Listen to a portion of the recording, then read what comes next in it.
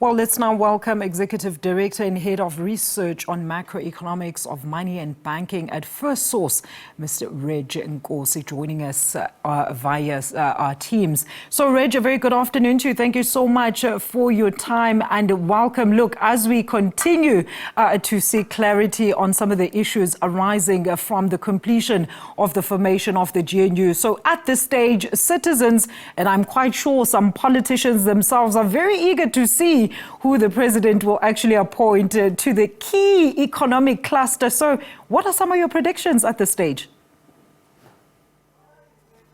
Well, thanks for having me. Firstly, if we look at the way in which the ANC has been negotiating with the DA, it seems it may balk. It may just give the Department of Trade and Industry and Competition to the DA, and that will be a grand disaster.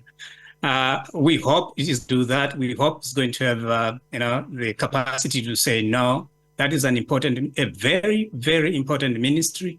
And the country is so much dependent on the DTIC, let's call it DTI, for its economic development and transformation, economic transformation. And the DEA hasn't shown so much eagerness to advance the transformation in the economy.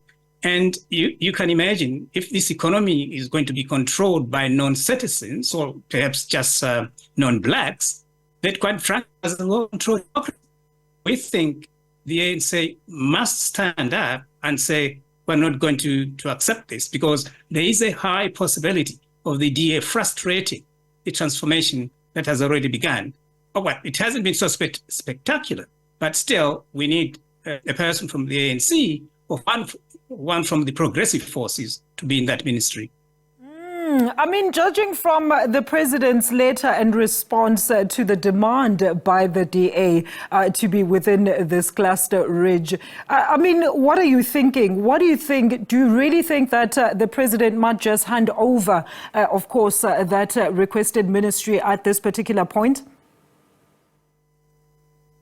Well, it seems, he has been persuaded by quite a number of people that he shouldn't. But previously, I think he accepted that DTI should go to DA.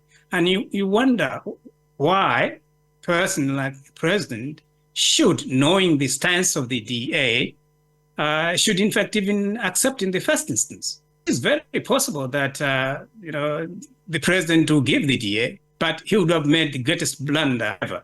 So let's hope he doesn't. And if he doesn't, he would have indeed, helped the country, because there is no way a ministry of that significance should be awarded to a racist and European-centered interest party leader.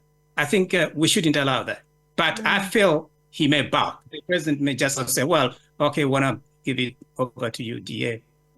Well, they do contend, Redge, that they are not a racist party. But let's move away from that. Let's talk about why this cluster is actually so contested, highly contested, and important for those, particularly in the GNU, as well as pertaining to the overall critical economic development of the country, especially when you take into account the slow pace of growth in recent years in the country.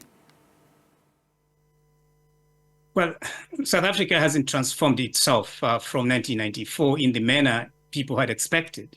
And it's because of the slow pace of this transformation, essentially because of two key ministries or departments, if you want, the Department of Finance and the DTI. On the one hand, DTI has got significantly improved, shall we say, programs for developing the country. Unfortunately, it is frustrated quite fundamentally by the Department of Treasury, and to another extent, frustrated by the Reserve Bank. So if we are not going to have a minister in the Department of Trade and Industry who can transform this economy, 30 years we have been so slow, we expect, therefore, that anyone coming in there who is not going to be championing the need for development, then quite frankly, the entire economy is going to be frustrated, and the transformation, economic development, growth, employment as well, are going, quite frankly, to suffer. So it is important that we have a very serious person in the Department of Trade and Industry Look, the industrialization of Asia, as we know it, is essentially because of ministries like the DTI, and without which, I'm afraid, prospects for this economy to move out of the rut it is in are quite slim if a ministry like the DTI goes to a party like the DA. But I mean, Redge, looking at some of the recent developments, and if you followed some of the, of course, the developments within the talks themselves, I mean, we've seen how this relationship, the proposed relationship, particularly between the DA or cooperation between the DA and ANC, has actually been hailed, so to speak, by the market. So one has to wonder there, I mean, how does this directly tie to a working relationship between only these two?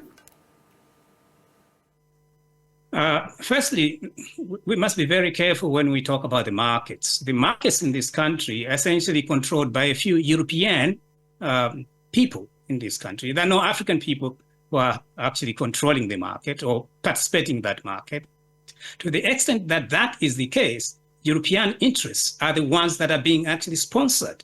And the markets are essentially talking on behalf of European interests, not Black interests or African interests. Therefore, to assume that there has been some good talks and therefore there's going to be cooperation between the workers, I mean, the ministers in government when they operationalize the programs, that would be a pipe dream. I'm a former government worker myself, so I do understand the level of influence a minister would have, either frustrating or improving a ministry or the performance of a ministry. And therefore, we cannot just accept the fact that there has been some sort of interesting developments, positive, and therefore there's going to be cooperation when the government begins to work. That I think we should forget. And a very quick one in closing, Redge, how important is it for the president to appoint qualified as well as capable individuals who will be operating on the mandate of the people and not personal enrichment? And to put you on the spot, who springs to the top of your mind when we speculate about a possible, some possible candidates? Well, it's one way very difficult. Remember, ANC has got 40%, and therefore it's going to have to reduce extensively the ministers that have to get in there. And right now, I'm afraid we don't have any competent ministers that I see here in the Department of Finance. I'm afraid there isn't much that we can go by there. HI, Patel is no longer going to be there, so we do not know exactly who is going to be there. But we'll hope that they're going to bring in some very vibrant person, both in the Ministry of Finance and the DTI.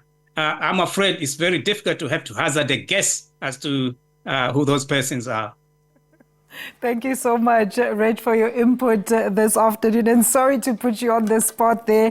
Thank you for that conclusive input there, Mr. Redge Nkosi there, who is the Executive Director and Head of Research on Macroeconomics of Money as well as Banking at Firstsource.